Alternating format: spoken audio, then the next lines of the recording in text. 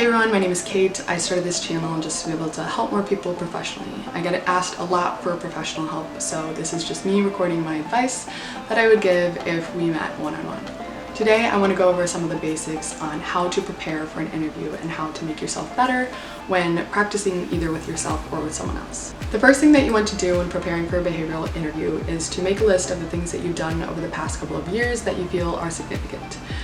And the timeline of what you're referencing really depends on the type of position that you are interviewing for and where you are in your career journey. For example, if you are a 30-year professional in your industry, then referencing something that you learned at the beginning of your career is still going to be relevant, as opposed to someone interviewing for a position after graduating college that is still referencing something that they had an experience with their freshman year of high school. Not having enough stories to reference within an appropriate timeline is pretty much a red flag, because it tells the interviewer that you haven't had enough significant and impactful experiences that you can reference within that time frame, and therefore might not be able to make a significant impact when joining their organization or their company or whatever it is you're interviewing for.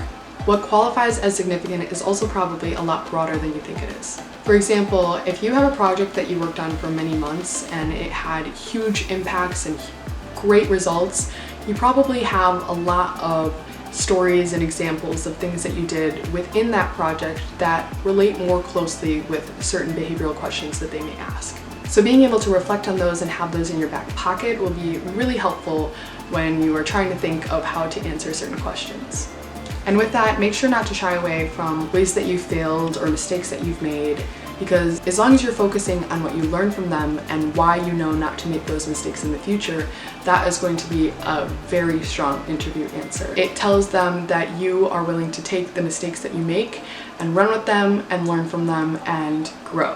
When you're done brainstorming things that you've done that are significant, then go ahead and just Google some behavioral questions. Then either by yourself or with a friend, go through some of those questions and see what stories that you brainstormed can relate to the questions that you're going through.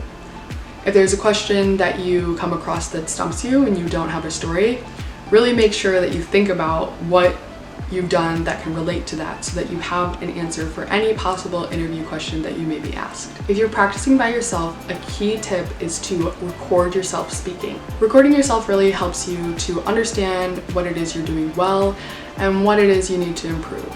You can listen back and hear your mic drop moments of, okay, wow, that is a sentence that I need to make sure that I say right every time, because it just makes the interview answer that much more impactful, versus other lines that you may have said that make the answer way too long or are just really irrelevant or ultimately take away from how great your answer is. Something else to keep in mind as you're preparing for this interview is just to make sure that you have a variety of experiences and stories to choose from for each of the things listed on your resume.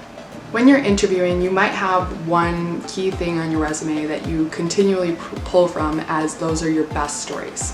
But your interview is going to be a lot stronger if you can pull from a variety of things listed on your resume. It really shows your depth as a person, your ability to adapt to different things and be flexible, and that is so much more valuable to your interviewer in the role or company or whatever it is that you're interviewing for.